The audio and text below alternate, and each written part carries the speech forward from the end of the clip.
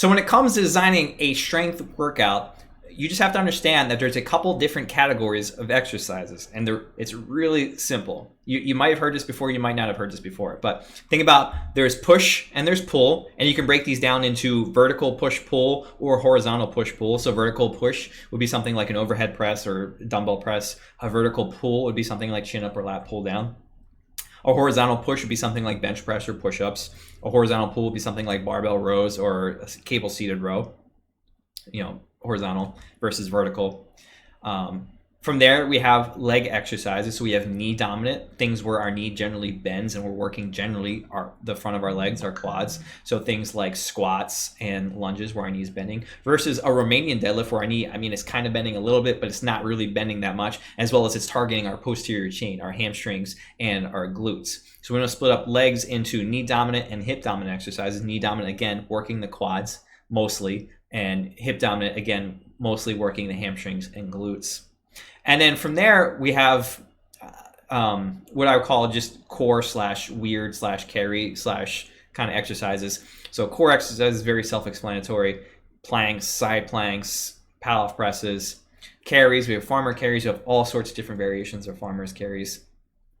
And then we have like kind of weird exercises that don't quite fit the mold exactly, but are kind of core exercises, and kind of not exercises. Things like bear crawls, kind of a core exercise, but not really. It's kind of weird, catch-all kind of thing.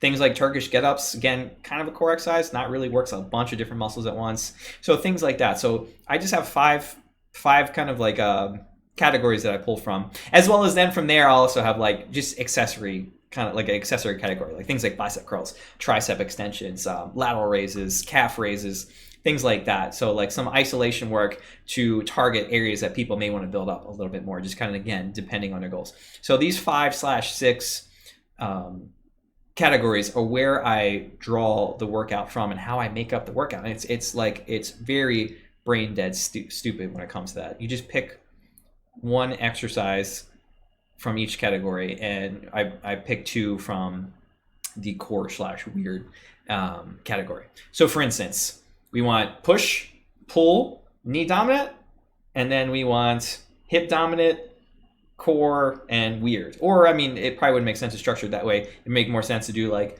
push, knee dominant, core, pull, hip dominant, core. Very simple.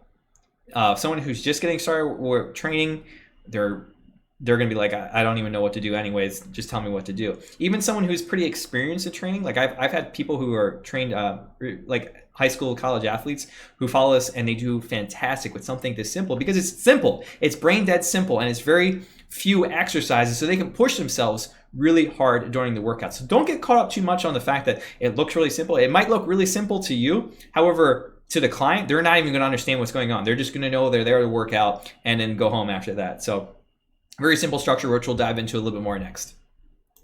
Now, the reason you should be following the structure, these categories of, again, push, pull, knee dominant, hip dominant, core / weird, and accessory, is because clients, 99% of your clients do not want to be bodybuilders, nor should they be training like them. So they should not be doing body part splits, because when it comes down to it, client, you're going to be lucky if someone trains you 3 times per week, and it's going to be pretty rare that someone trains you more than 3 times per week. Usually you can get like 2 to 3 pretty regularly. You might sometimes get 4. So they should not be doing body part splits, because you need to be working out at least, at the very bare minimum, 4 days per week, but more likely 5 to 6 days per week to make a body part split effective. So clients, again, want to build some muscle and lose some fat. So something like full body or upper lower splits are going to make much more sense for them. So you should be following something like, again, push, pull, knee dominant, hip dominant, core / weird, and accessory work, because you want to target the most amount of muscle mass in the least amount of time, because that's all they've got with you.